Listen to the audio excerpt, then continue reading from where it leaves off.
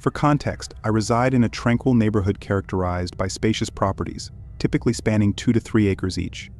During the incident I'm about to recount, my wife was away, leaving me alone at home after I finished mowing the lawn. As I checked my phone, I noticed a text from an unfamiliar number, claiming to be from Craigslist and asking if they could visit. Now, I had never used Craigslist, and I doubted my wife had either. I replied, informing them they had the wrong number, and that I didn't use Craigslist. However, their response, containing my exact address, unnerved me. They followed up with, "This is your address," right? I was perplexed and chose not to respond, hoping it was some sort of prank. Several hours later, I received another message from the same number, asking if they could come over. I promptly replied, declining their request and stating that I had nothing for sale. Hours passed before I received another message around 10 o'clock, simply stating, "I'm here." This message sent shivers down my spine. Curious and cautious, I moved to the living room and peered out the window, but the darkness of the night obscured my view. I didn't see any cars in my driveway or on the road. Returning to the family room, which adjoined the living room, I sat down on the couch. Moments later, I received another text instructing me to check the front window. With a sense of dread, I complied and stepped into the living room. There, standing outside the window, was a man staring at me with wide, unsettling eyes. I didn't recognize him at all. In a panic, I dialed the police. The man remained motionless for a minute before suddenly darting away. By the time the police arrived, he had vanished. After blocking the number and ensuring my safety, I remained vigilant, checking the front window repeatedly, but he never returned. To this day, the incident remains a mystery. How did he obtain my address, and who was he? I have no answers.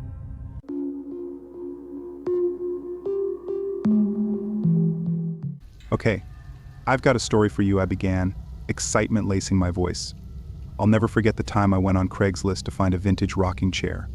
I've always been into antique furniture, and when I saw this amazing mahogany chair with these insane carvings, I just knew I had to have it. So I messaged the seller, and we agreed to meet up at their place the next day. I was pretty pumped about it," I continued, recalling the eagerness I felt. Anyway, the next day I grabbed the cash and drove to the seller's house. The address led me to this sketchy-looking neighborhood, which was a bit unsettling, but I told myself not to judge a book by its cover. When I arrived, the house was old and looked like it hadn't been taken care of in years. I started having second thoughts, but my desire for that rocking chair pushed me to go on, I explained, a sense of unease creeping in. So I walked up to the front door and knocked. The door slowly creaked open, and there was this shadowy figure just standing there, motioning for me to come in. I hesitated for a sec, but then went inside, trying to convince myself that I was overreacting. I recounted, the memory sending shivers down my spine. The inside of the house was even creepier. It was dark and smelled like mildew, and there were all these old, dusty pieces of furniture and cobwebs everywhere. The seller led me through this labyrinth of rooms, and the further we went, the more I started to freak out. But I just kept telling myself that it was all in my head. I continued, my heart racing with each step. We finally got to this room in the back of the house, and there it was, the rocking chair I'd seen in the ad. It looked just as amazing as it did in the photos, and for a moment, I felt relieved. I went up to inspect the chair, excited to take it home. I handed the seller the cash, and they said they'd help me carry it to my car, I said, recalling the tense atmosphere. As we were heading back to the house, I noticed that a door we passed earlier that had been locked was now slightly open. I could hear these faint, desperate cries coming from inside, and I felt chills running down my spine. I glanced at the seller, who seemed to be getting more and more nervous, and my heart started pounding like crazy. I confessed, the memory still vivid in my mind. I knew I had to get out of there, so I pretended that I got an emergency phone call and told the seller I had to leave right away, but to come back for the chair later. The seller hesitated, then finally agreed. I practically sprinted out of the house, my heart pounding so hard I could hardly breathe. I recalled, the panic still fresh. Once I was safe in my car, I sped off to the nearest police station. I told them everything that had happened, my hands shaking the whole time. The police acted quickly and launched an investigation. It turned out that the seller had kidnapped someone and was holding them captive in that room. I revealed, the shock still evident in my voice. I couldn't believe how close I'd come to a truly terrifying situation. The police were able to save the person being held captive, and the seller was arrested. They had a long criminal record, including theft and assault. I can't even imagine what might have happened if I hadn't trusted my instincts and gotten out of there when I did, I admitted, a shiver running down my spine at the thought. My friends and family were shocked when they heard my story. They couldn't believe something like this could happen to someone they knew. I became a lot more cautious after that, always making sure to trust my gut and put safety first. As for the rocking chair, well, I never went back for it, I concluded, the memory still haunting me. The thought of going back to that house, even with the police involved, was too much for me to handle. Eventually, I found another antique chair from a reliable seller. But the memory of that night still lingers with me. Now, whenever I browse Craigslist or other online marketplaces, that eerie encounter is always at the back of my mind. I still can't help but shudder to think about the children's cries behind that door and the dark, musty house I admitted. The horror of the situation still raw. As for the rocking chair, it has become a symbol of that fateful night. Even now, sometimes in the dead of night, I can't help but wonder what other sinister secrets that house and its twisted occupant might have been hiding.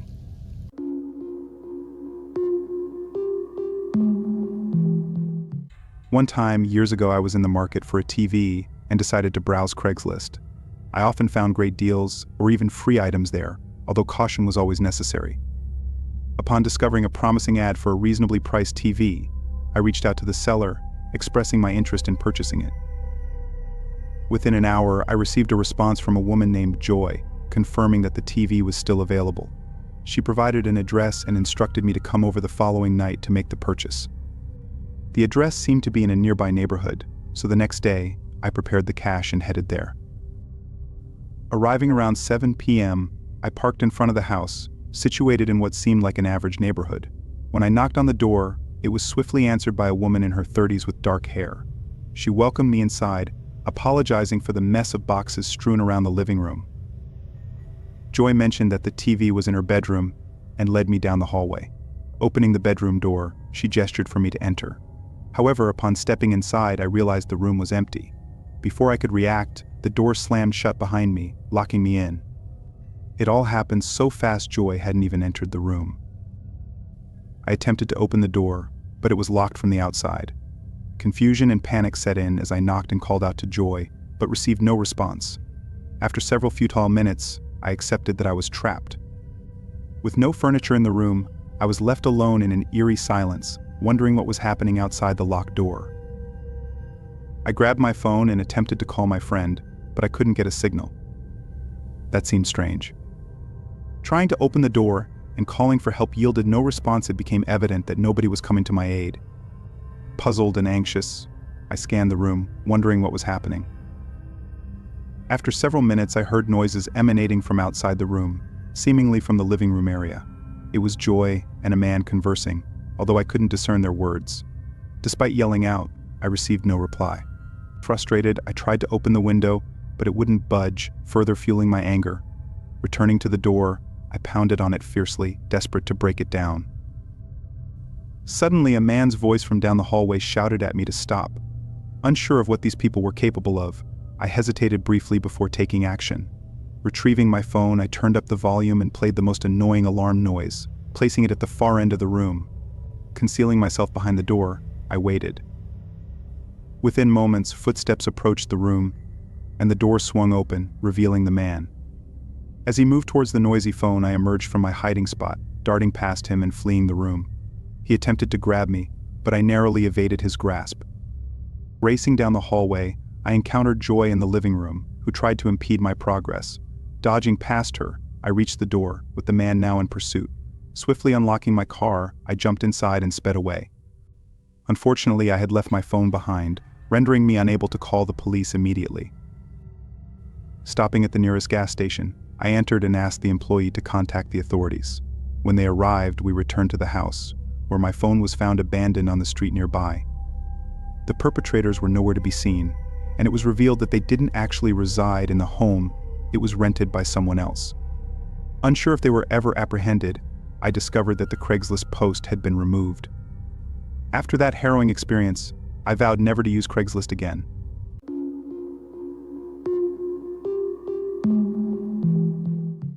I was on Craigslist for the first time in probably 5 years. I thought to myself, realizing I'd forgotten about the site.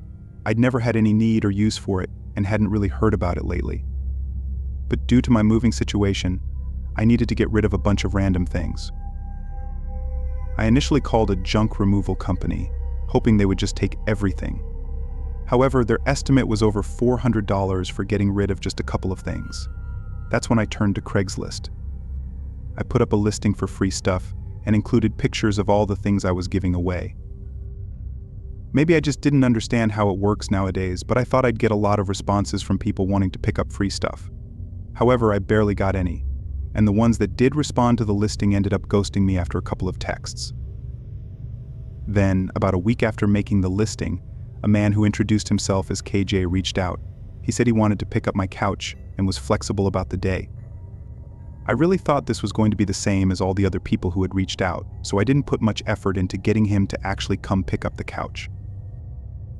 I let him know that I worked between 9 and 5, so if he wanted to pick it up, he could just let me know. Again, I didn't think he'd actually come. But sure enough, in the morning before work, he sent me a text saying he'd like to swing by tonight. I told him that was great, I said, expressing my approval. As I left work that night, I sent him my address. The drive home was only about 20 minutes, but I hoped he would come sooner rather than later because I didn't want to waste my night waiting for him. So if he didn't end up showing, I could do something else. When I pulled into my driveway, a car was parked on the curb right next to my house, but nobody was in it. It was the only car parked on the whole street, so it seemed clear that they were at my house. Thinking it was KJ, I quickly got out and ran to my front door, but he wasn't there. It crossed my mind that this could be just some crazy coincidence, and the car might be for someone else's house, but I wasn't convinced. I got inside and sent a text to KJ asking what his ETA was. Then I stood by the window and looked outside. After 10 or so minutes, I still hadn't gotten a response, and I didn't see anyone outside either. So I calmed myself down and turned away from the window. I went to the kitchen, pouring myself a drink and just standing there when a small thud sounded from upstairs. Unaware of what it was, I put my drink down and listened. There were a few seconds of silence. Then suddenly, heavy footsteps were running down the stairs. I was so caught off guard. I just stood where I was and stared down the hallway as a man appeared at the other end, running right to the front door. He swung it open and ran out. And when I made it to the front, he was already driving away in that car that was parked on the curb. I was still stunned, trying to process what happened, because it was all so sudden and quick. Eventually, I got my phone out and called the police, then tried calling KJ, but he didn't pick up, which meant to me that it was definitely him who had broken in. When the police investigated, they found that KJ's phone wasn't registered to a name or address. So we were back to square one. Nothing ever did come of it, despite me trying multiple times to get the police back on the case. As far as I know, nothing was stolen. So maybe he didn't have enough time or he was waiting for me.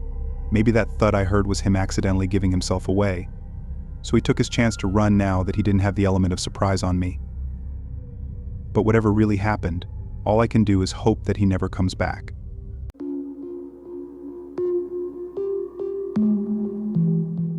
Roughly 2 years ago, I decided to sell my old phone on Craigslist after upgrading to a new one. The phone was only 2 years old and in good condition, so I thought it would attract buyers. After considering eBay, Facebook Marketplace, and Craigslist, I opted for the latter, prioritizing a quick sale over making a profit. Listing the phone at a reasonable price, I received a text message expressing interest within a few hours.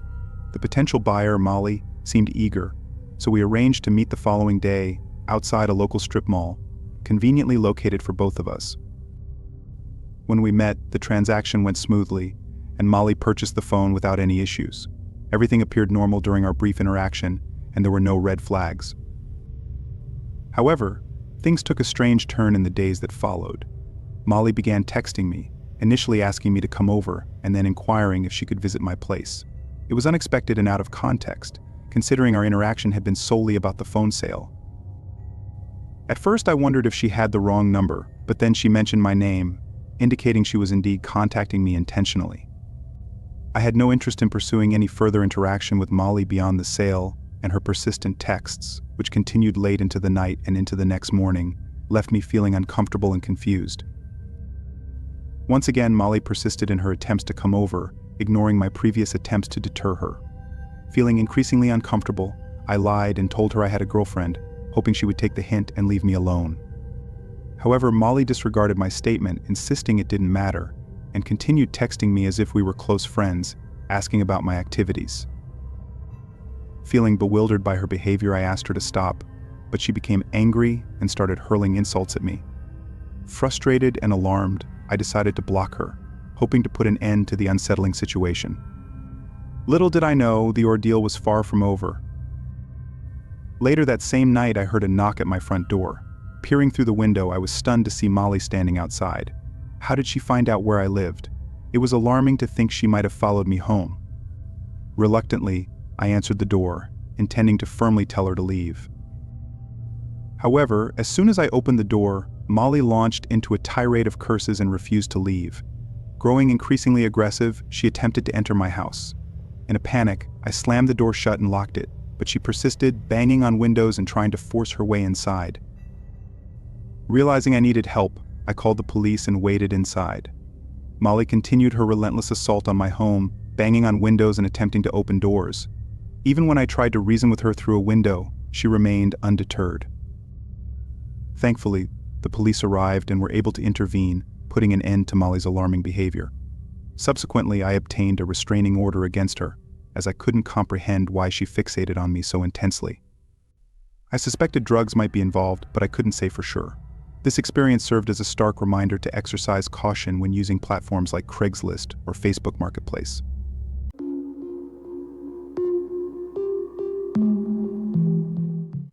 At 23, I was on the hunt for a studio apartment to rent. Fresh out of college, I had next to no money, barely scraping by on a bit more than minimum wage. My primary focus was finding the cheapest possible option available. Initially, I searched for both one-bedroom apartments and studios. However, as the weeks went by, it became increasingly clear that those options were simply not financially feasible.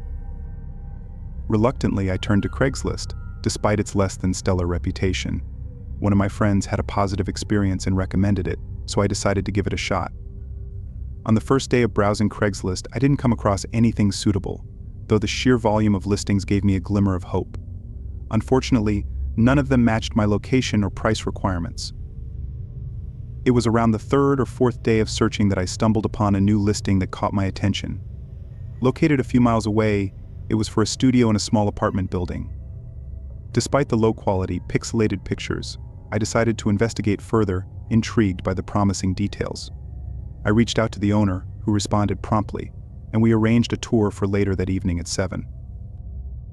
In our brief exchange, nothing struck me as out of the ordinary about the owner. His messages were professional, and he appeared eager to show me the place.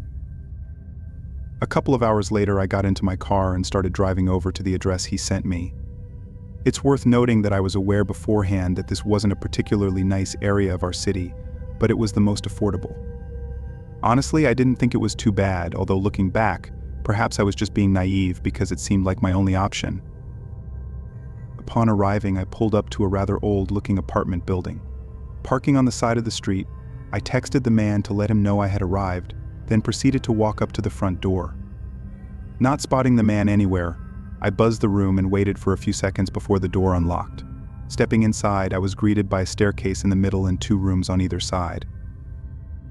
Before I could even glance at the room numbers, a voice echoed from somewhere above the staircase, informing me that they were on the 3rd floor.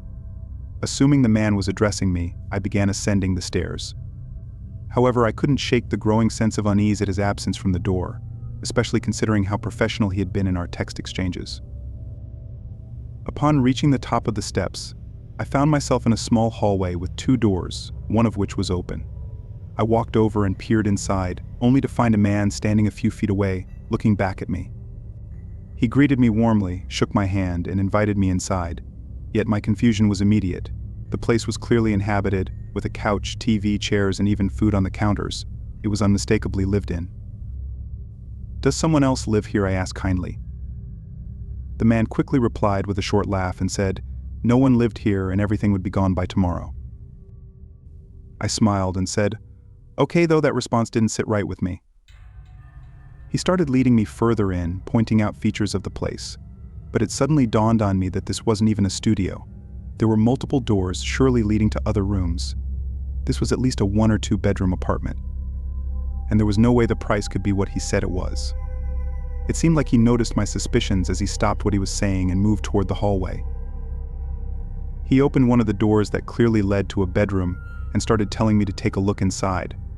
But before I could answer, we were interrupted when my phone chimed. I pulled it out of my pocket and checked who it was. My face went pale, seeing it was from the man from Craigslist asking where I was. I looked up in horror, realizing what had happened, and I could tell that whoever this guy was in front of me knew that I'd figured it out. This terrifying moment passed, and the guy didn't move or say anything. He just stood and looked at me with a blank stare. After a moment, I hurried out of there and down the stairs, not hearing the guy follow. I got in my car and left, feeling horrified. I never even texted the actual man back, as I was no longer interested in staying anywhere near that place. And I didn't know if maybe he was in on it too, somehow. But whoever that guy was who lured me into his home was so close to being able to probably abduct me. I don't know. And I don't even want to know. But I never opened Craigslist again after that night.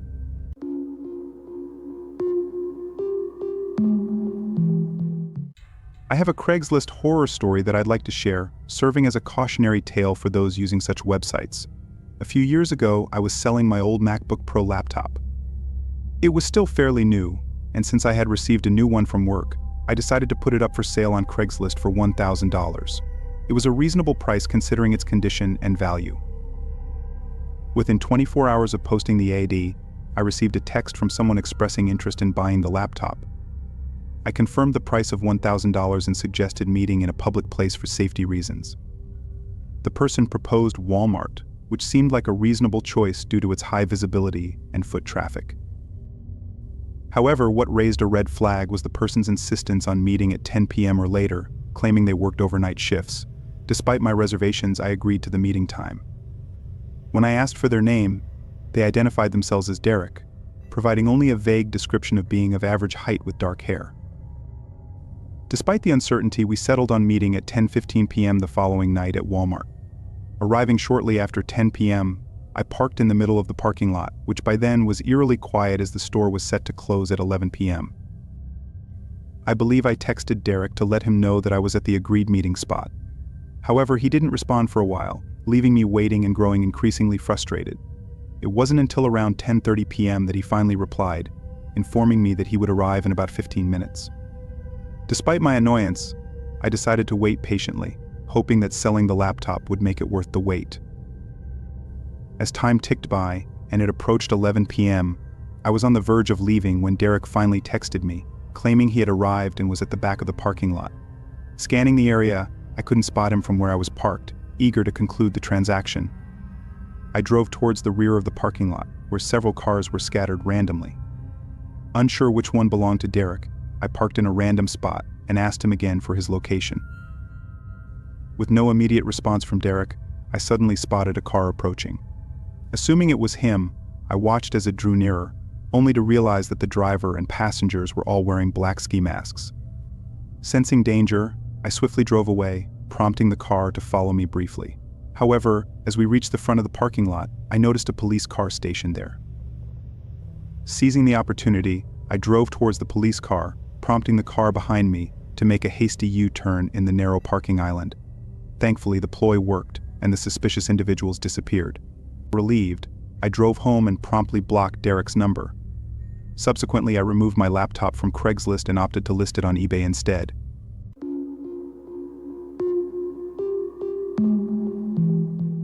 That night changed everything. Now every shadow holds their sinister secrets. In 2018, I experienced a divorce that left me with virtually nothing. I relocated to a small home, but it was empty. I lacked furniture, appliances, everything, really. The task of furnishing my place seemed daunting, particularly from a financial standpoint. So I saw this as an opportunity to find discounted items on Craigslist. My main focus was on big-ticket items like a couch and a TV. Finding deals didn't prove difficult. I reached out to a few sellers and made some purchases. During this process, I came across a listing for a TV stand posted for $40. It looked like a typical wooden TV stand. The seller, Matt, however, had specific conditions for pickup. He insisted it had to be after 9 on weekdays due to his work schedule, ruling out weekends entirely. While this arrangement still suited me, I found his strictness somewhat peculiar. I assumed this specificity was why the item hadn't been sold yet. I agreed to pick up the TV stand on a Wednesday at 9:30 p.m. On the appointed day, I confirmed with Matt and received his address. The town he lived in was unfamiliar to me, only mentioned in passing conversations. Soon I understood why. Most of the homes were dilapidated, with aging infrastructure. Even the streetlights were mostly non-functional. Pulling up to Matt's house didn't ease my unease. It matched the rundown appearance of the surrounding homes, illuminated only by a dim hallway light. I counted out $40 and tucked the bills into my pocket before stepping out of my car and onto his porch. As I waited for him to answer the doorbell, I glanced around his yard. It was cluttered with various items, garden statues, eclectic decorations scattered about. The porch itself was adorned with knickknacks and oddities. Then he opened the door. Matt was a tall and skinnier-looking man, probably in his 40s. I observed. He wore a tired expression, as if he hadn't slept in days. As he welcomed me inside, I could smell booze on his breath. If I'd known beforehand that this was who I'd be buying from, I never even would have come here, I thought, but it was too late for that now. As we walked down the hall, stuff was scattered all around the house. It wasn't like a hoarder's home you'd see on TV, but more like an abandoned house that had been trashed by random teenagers. When we reached the living room in the back of the house, he pointed at the TV stand. The room was barely lit, making it hard to see the condition it was in. "Any chance you could turn on the light for me?" I asked politely. Matt didn't respond, but walked over to the wall and flicked on a small lamp in the corner. It was around this time that I got a really weird feeling that something was wrong. And before I even got to look at the TV stand, I heard someone else behind me. Another man had come around the corner, standing next to Matt. He didn't say hello or anything, just watched me. I was really unsure what to make of this and didn't want to overreact right away, but I was also getting really uncomfortable as that eerie feeling only grew larger. I was standing there trying to think of what to say or do, but then Matt walked past me and stood in front of the TV stand. They were now on either side of me, facing me and not speaking. Several long seconds passed as nobody spoke or moved. Before I quickly walked past the other guy and down the hallway toward the front door, I made a hasty exit. As I left, I heard them laughing in the room behind me, like this was funny, and as I got halfway to my car, the front doors slammed shut. I can't even find any reasons for what occurred that night or what those two guys were trying to do. Maybe it was just some sick joke they were pulling, trying to get me to freak out, or maybe it was something more sinister. I don't plan on finding out, though.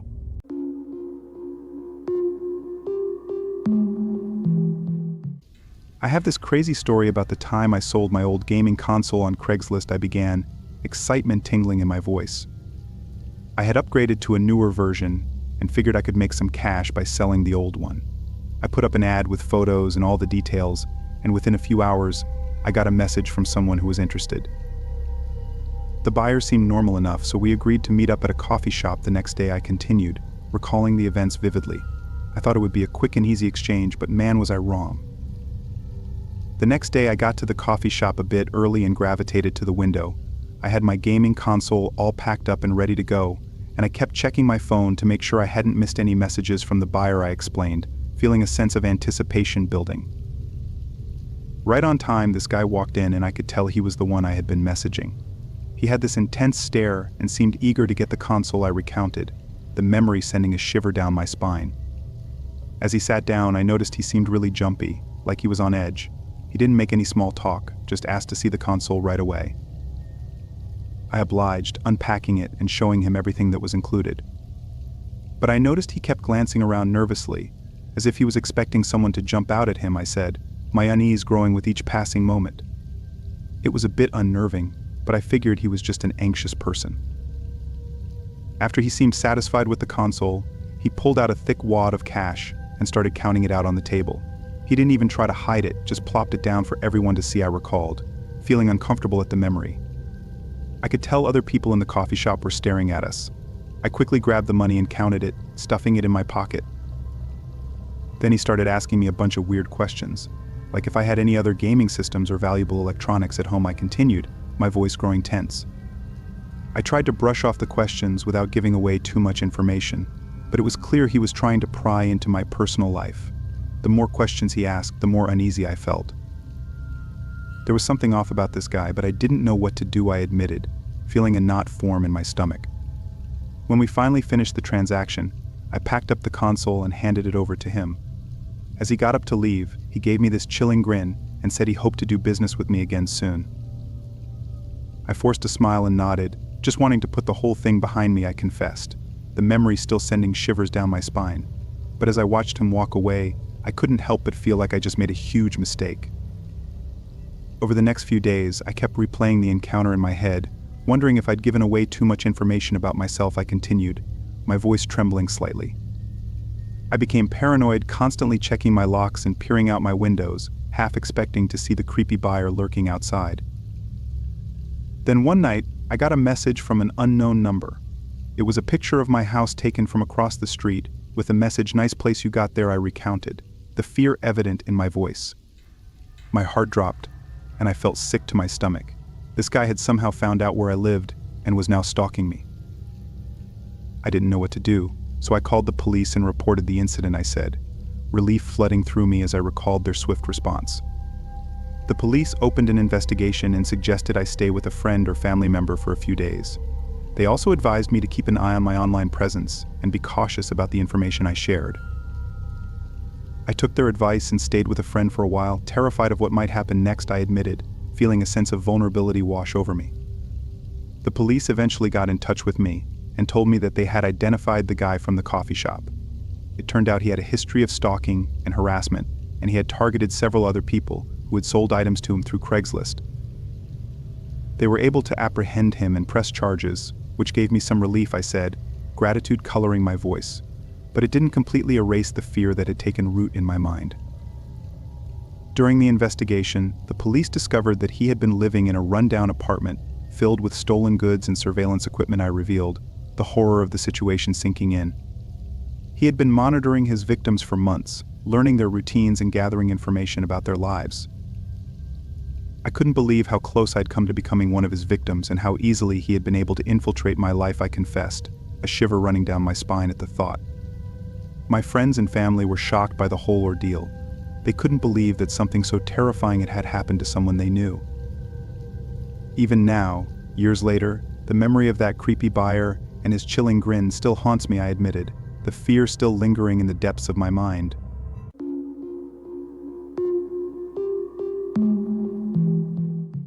This happened about 3 months ago. My roommate and I decided on getting a used couch, so I thought Craigslist would be a great place for used furniture. I scrolled through about 3 pages before finding a black leather couch. It was in really good condition and had a really good price, around $200. I told myself this was too good to be true. And man, I should have listened to myself. We arranged a price, and the guy told me to meet him at his place over email. My roommate was out working overtime, so I had to go alone. The address was a little ways out of town. The house was surrounded by trees. You had to go through the drive-thru to be able to see it. I got out of my car and knocked on the door. This house was different. It was small and wooden and looked pretty eerie. When I knocked the 3rd time, I heard creaks on the wood floor coming from inside. Anyone could tell it was footsteps, but it sounded like they were tiptoeing. Then I heard a faint, muffled voice through the door. "Hey, are you the couch guy?" But they sounded pretty rushed. So I responded, yes, I am," he said back. "Okay, come around back. The couch is there." I felt a little weirded out by it, but I brushed it off. When I came around back, I saw something that I won't forget. I saw 4 tall men dressed in black robes with their hands together, and in front of them was a pit with a hatchet chain on it. Then I heard the same voice say, "Where's your friend?" I booked it out of there and frantically shoved the key in my car and started it. I looked out the mirror and saw the front door fly open. I shifted into first and floored it out of there. The thing that makes me uneasy to this day is that in the emails, I never told him I had a roommate.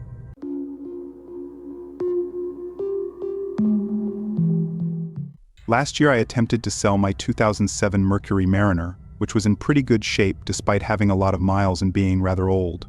Nonetheless, it ran very well and was a reliable car. Opting to list it on Craigslist due to previous positive experiences buying cars there, I took several pictures of the vehicle and posted the ad. On the 2nd day, I received a text message response from a man named Owl, expressing interest in purchasing the car. He appeared confident about it from the start, and since I had set a reasonable price, I provided him with my address for a viewing. Living in an apartment building, I didn't perceive any risk in sharing my address, as the complex had multiple buildings, making it unlikely for Owl to determine which apartment was mine. We arranged for him to visit the following day after his work at 9 p.m. Preparing the car for the viewing, I cleaned it out in anticipation of the potential sale. When the appointed time arrived, I left my apartment and headed to the parking lot, where Owl soon parked nearby. He emerged from his vehicle, a burly man adorned with numerous tattoos, standing about 6 feet tall and weighing around 250 pounds. After introductions, I showcased the Mariner to him, and he inspected it thoroughly. Following a brief period, Owl expressed interest in taking it for a test drive. Accompanying him, we drove around the block and nearby streets. He conveyed satisfaction with the vehicle, leading me to believe a sale was imminent. Upon returning to the apartment complex and parking the car in its original spot, Owl unexpectedly announced that he needed more time to consider the purchase. Disappointed by the sudden turn of events, I reluctantly bid him farewell. As we parted ways, Owl surprised me by asking if he could use my bathroom quickly. This seemed sketchy, I thought to myself. Why did he think it would be okay with me for him to use my bathroom? I voiced my concern, saying no to his request, and started walking away. The situation felt suspicious, and I was afraid it might be some sort of setup. I definitely didn't want this guy coming into my apartment. He lingered around by my car, and although my apartment building had both a side door and a front door, I decided to head towards the front. I left him standing there and made my way inside. There was a slight fear that he might follow me, but when I glanced back upon reaching the front doors, he was nowhere in sight. This reassured me, and I entered the building.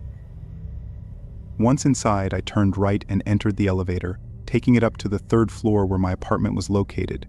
Stepping off, I started walking to the left, but then I spotted him entering the hallway from the door, at the end, leading to a stairwell. What on earth was he doing here? Initially moving towards my door, I saw him heading in my direction. I quickly changed course, turning and walking the other way. Suddenly, I heard him start running towards me, prompting me to sprint to the end of the hallway. As I reached it, I darted into the stairs on the opposite side and descended. With Owl in pursuit, I made my way into the underground parking garage beneath the building. Racing across it to the far end, I managed to gain some distance. Despite this, I could still hear him chasing after me. Reaching the stairs on the other side, I ran up to ground level and exited through the side door.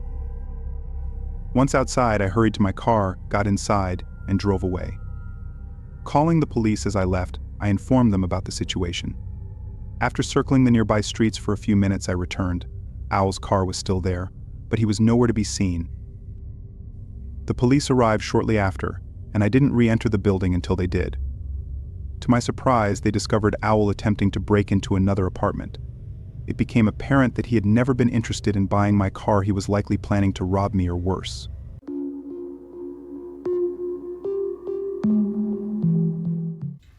I was just a regular guy trying to sell my motorbike on Craigslist. It was a beautiful shiny black Yamaha R6 that I'd had for a couple of years. I had some great times on that bike, but I needed the cash for other things. I put it up for sale and soon got a few inquiries, but nothing too promising. Then, one day, a guy named Jim sent me a message. Jim was eager to buy the bike and asked if we could meet up the very next day. I agreed, and we set a location and time. I couldn't help but feel excited about the prospect of finally selling the bike and moving on. Little did I know, this excitement would soon turn into a horrifying experience. The day arrived and I waited for Jim in a public parking lot. It was an overcast day, with the sun struggling to break through the heavy clouds. The atmosphere was tense, but I tried not to let it bother me. After all, it was just a simple transaction, right? Finally, Jim showed up. He was a tall, lanky guy with unkempt hair and a scruffy beard. He looked like he hadn't slept in days, but maybe that was just his style. I couldn't help but feel a little on edge, but I tried to brush it off as just nerves. He checked out the bike, and everything seemed to be going well. After a thorough inspection, Jim asked if he could take the bike for a test ride. I hesitated for a moment, feeling the weight of the decision in my gut. I didn't want to be too trusting, but I also didn't want to ruin the sale by being paranoid. So I agreed to the test ride, but only if Jim handed over his driver's license as collateral. He agreed without hesitation and handed me the license. It looked real enough, and his picture matched the face in front of me. With that, Jim got on the bike and took off, leaving me standing there with his license in hand. I waited and waited, each minute feeling heavier than the last. The sun started to dip behind the clouds, casting long shadows across the parking lot. I paced back and forth, trying to remain calm. But the longer I waited, the more my anxiety grew. My stomach churned, and a cold sweat broke out across my forehead. As the wait stretched on, I realized that something was wrong. It shouldn't have taken this long for a test ride. With a sinking feeling, I looked at the driver's license again. And that's when I noticed it. The small details that just didn't add up. The font was slightly off. The texture of the card felt weird, and the holographic image didn't shimmer like it should. The license was fake. My heart raced and my palms were clammy. I said aloud to myself, I had just let a complete stranger ride off with my precious motorbike, and I had nothing but a useless piece of plastic to show for it. I felt like a complete idiot and knew that I had to act fast if I wanted any chance of getting my bike back. Thankfully, I had installed a GPS tracker on the bike just a few months earlier. It was a small hidden device that I'd almost forgotten about. In a frenzy, I pulled out my phone to access the tracking app. To my relief, the tracker was still functioning, and I could see the bike's location in real time. It was miles away from where we had met, in a sketchy part of town that I would try to avoid. My heart sank even further, but I knew what I had to do. I immediately called the police and explained the situation. They asked for the details of the bike, the buyer, and the location of the tracker. I provided everything, hoping that they would be able to help me. The officer on the phone told me to stay put and wait for their arrival, but I could barely contain my restlessness. As I waited, the minutes felt like hours. Every second that ticked by, I imagined the worst happening to my bike, stripped for parts, damaged beyond repair, or simply disappearing forever. I couldn't stand it any longer. And despite the officer's instructions, I decided to drive towards the location of the tracker. As I drove to the sketchy part of town, my hands gripped the steering wheel so tightly that my knuckles turned white. I navigated the unfamiliar streets, trying to follow the signal from the tracker. My heart pounded in my chest, and every cell in my body screamed at me to turn back. But I couldn't. I had to find my bike. Finally, I arrived at an old, run-down warehouse. The tracker showed that my bike was inside a parked car a few streets away. I walked to the warehouse, my heart pounding in my ears. The area was eerily quiet, and the only sound was the gravel crunching under my feet. The building looked abandoned, with broken windows and graffiti-covered walls. I hesitated for a moment, wondering if I should wait for the police. But the thought of my bike being destroyed or stolen was too much. I had to see it with my own eyes. I took a deep breath, steeled my nerves, and slowly pushed the rusty door open. The warehouse was dark and musty, with only a few slivers of light filtering in through the broken windows. My eyes adjusted to the darkness, and I scanned the room, my heart racing. And there, in the far corner, I saw my beloved motorbike, partially hidden behind some old crates. I rushed over to it, and as I got closer, I could see that it was still in one piece. It seemed untouched, almost as if the thief had just abandoned it there. Relief washed over me like a tidal wave. I quickly checked the bike for any signs of damage, and finding none, decided to wheel it out of the warehouse and back to my car. As I made my way out of the warehouse, I heard sirens approaching in the distance. The police had finally arrived, and I met them outside, my heart still pounding, but now with a mixture of relief and gratitude. I explained what had happened and how I found the bike. The officers took down my statement and assured me that they would investigate the matter further. They told me I was lucky to have installed the tracker, as it had probably saved my bike from being lost forever. After everything had calmed down, I loaded the bike onto my car and drove back home. I couldn't believe what I had just been through. The experience had been a roller coaster of emotions, from excitement to dread to relief. It was a lesson in trust and a reminder to always be cautious when dealing with random strangers online.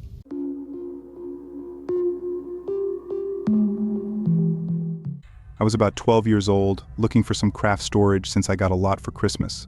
The ones at the stores were really pricey. So my 27-year-old sister and I looked for someone on Craigslist. We found someone offering a huge tote for only $10. That would mean getting a $90 discount. So we checked it out. The person lived relatively close to us. We gave the guy our email. He emailed us within an hour and asked where we should meet. I suggested we should meet at Dollar Tree since it was a short walk away. To my surprise, he asked to meet at my home. I lived in an apartment, so that would be inconvenient. So I said that we lived farther away. He said he could drive, but we declined.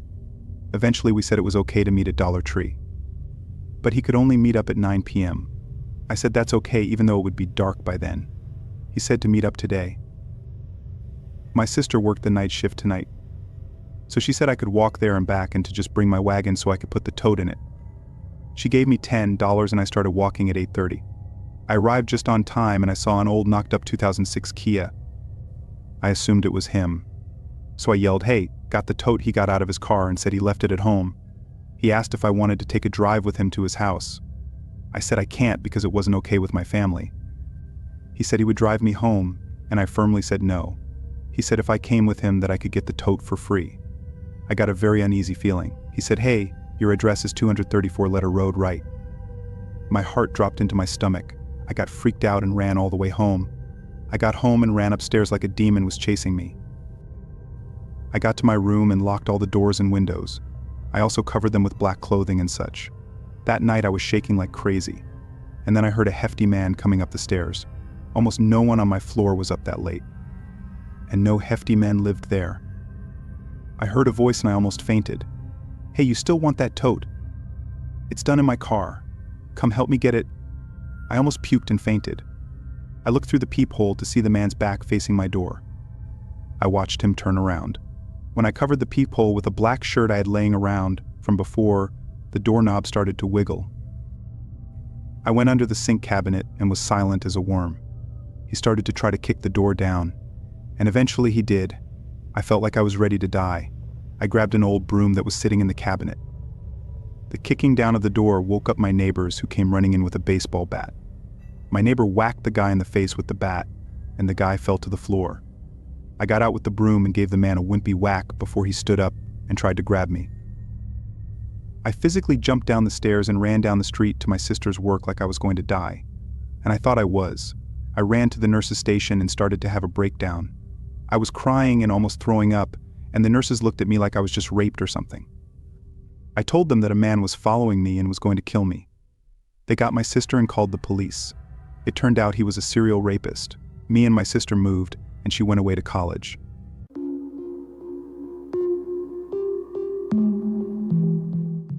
It was one of those nights where sleep eluded me, and I found myself aimlessly browsing Craigslist in search of a good deal on a pair of Air Jordan 1s. My sneaker obsession had escalated over the years, and the desire to own a pair of those. However, the steep price had always deterred me. That night, though, as I scrolled through numerous listings, I came across an offer that seemed too good to be true, a brand new pair for just $300, half the usual cost. The listing included several photos showcasing the shoes from different angles. They appeared to be in pristine condition, and my excitement was palpable. Yet, a nagging feeling in the back of my mind urged caution. I spent a while examining the listing, comparing the photos to images of authentic Air Jordan 1s. Everything seemed to match up, but I couldn't find any obvious signs of a scam. Still, a small voice inside me whispered doubts. Despite my apprehension, I decided to message the seller. After a brief exchange, we agreed to meet the following day at a gas station not far from my place. At night, I lay in bed, my gut churning with nervousness. I told myself I was merely being paranoid. The next day, I withdrew the $300 and made my way to the gas station. The sky was overcast, casting a gloomy, oppressive atmosphere on the deserted streets. As I leaned against my car, scanning the area, searching for any signs of life, the gas station seemed abandoned, and the silence was deafening. I became more nervous with each passing minute, trying to convince myself that I was just overreacting. Time seemed to crawl by as I waited, my mind racing with countless scenarios of how the exchange could go wrong. Finally, a battered sedan entered the parking lot, and my heart leapt into my throat. The car parked several spots away, and I observed the driver, an untidy man with a greasy beard and unkempt hair. He gestured at me, and I hesitated for a moment before cautiously approaching him, feeling the weight of the cash in my pocket. As I walked over to the man, I scrutinized his appearance and the vehicle. He didn't resemble a sneaker enthusiast or a sneakerhead, as we like to call it, and his car seemed out of place with its dark-tinted windows. I couldn't help but think that perhaps this was all a ruse, a carefully orchestrated plan to part me from my money. However, I pushed my concerns aside, desperately wanting to believe that the deal was legitimate. I greet the man, trying to appear casual despite the restlessness knowing me, I said, mustering up a friendly demeanor. He responded with a curt nod, his eyes darting around the parking lot. I handed him the money, and he counted it quickly, his fingers trembling slightly. He then informed me that he'd fetched the shoes from the trunk. He ambled to the back of his car, my anticipation mounting, my heart pounding in my chest. I watched as he fumbled with the keys, seemingly struggling to open the trunk, I recalled, feeling a sense of unease creeping over me. My thoughts raced, and a shiver traveled down my spine as I recalled the countless stories I'd heard about sketchy Craigslist deals gone awry. I considered walking away, but the prospect of owning those Air Jordan 1s kept me rooted to the spot. The man finally opened the trunk, revealing a shoebox inside, and relief washed over me. I chided myself for being overly paranoid, but as he reached for the box, his movements became suspiciously hurried. He glanced around nervously before suddenly slamming the trunk shut and sprinting back to the driver's seat. My mind raced, trying to process what was happening before I could react. The car's engine roared to life, and the man darted out of the parking lot, leaving me in a whirlwind of dust and confusion. I recounted, feeling dumbstruck as the harsh reality of the situation dawned on me. I had been swindled out of $300, a mix of rage and humiliation welling up inside me as I cursed myself for being so gullible. I knew I should have trusted my instincts, but it was too late now. As the car disappeared down the road, I was left with nothing but a bruised ego and an empty wallet. As I drove home, replaying the events in my head, the magnitude of my mistake became clear. I should have insisted on more proof, like additional photos or a video call to see the shoes, or even a written agreement. I should have chosen a busier location, like a bustling shopping center or a well-lit parking lot with security cameras. I had ignored so many red flags, blinded by my desire to own those Air Jordan 1s. Over the next few days, I was consumed with disappointment and self-reproach, I confessed, recalling the frustration of reporting the incident to the police, knowing that the likelihood of getting my money back was next to none. I also flagged the seller on Craigslist, determined to prevent anyone else from suffering the same fate. Yet, in spite of my actions, the embarrassment of being duped and scammed continued to haunt me. I shared my story with friends and family, hoping that they'd learn from my experience and be more cautious in their own dealings, I admitted, reflecting on the varied reactions I received. Some offered sympathy, while others couldn't help but chuckle at my misfortune. But I saw it as a new chapter in my life, using the experience as a lesson. Months later, I finally saved up enough money to purchase a pair of Air Jordan 1s from a reputable seller, I concluded, feeling a bittersweet sense of triumph as I held the shoes in my hands. The memory of my ill-fated Craigslist encounter still stung, but I knew that I'd emerge from the experience wiser and more cautious. I promised myself that I'd never let my guard down again, using my hard-learned lesson to help others avoid falling prey to the same trap.